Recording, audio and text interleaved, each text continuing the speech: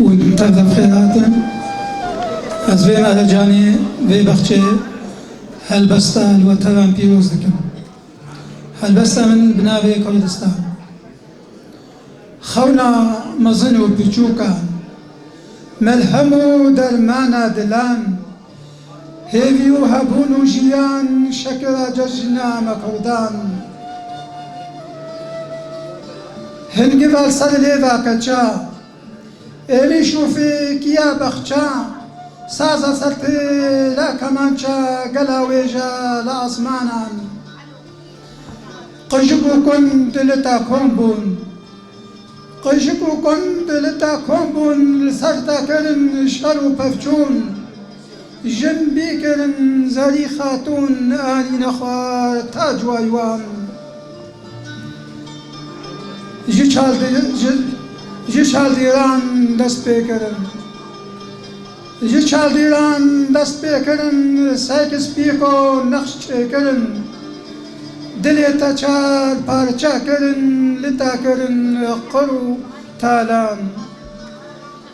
دیرو کسا من تفدزین دیرو کسا من تفدزین کرد خاپاندن بولو دین کرن دیلی وان چافتن شین بون مشخته لنار جیهان کرد تاجی بے سرورن کرد تاجی بے سرورن صد پارچه بے سرو برن کرد تاجی بے سرورن صد پارچه بے سرو برن جخال كيلامي رو شركرن جوانا جان قولي قربان لا يتجي هن بار سكن برسياريتا تفار سكن لبر برا شكو بكن ديدس دجمن كيرو چكن جهورا تفبكو سلطان ديدس دجمن كيرو چكن جهورا تف بگو سلطان کنفرانسان آوا دکن کنفرانسان آوا دکن شاندو تیما بناو دکن کرده ربن رازی دکن لپش پرده تب بازرگام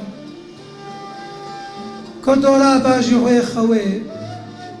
کردورا با جوه خوه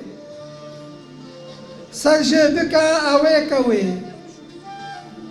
کردورا با جوه خوه سرجه بکا آوه کوه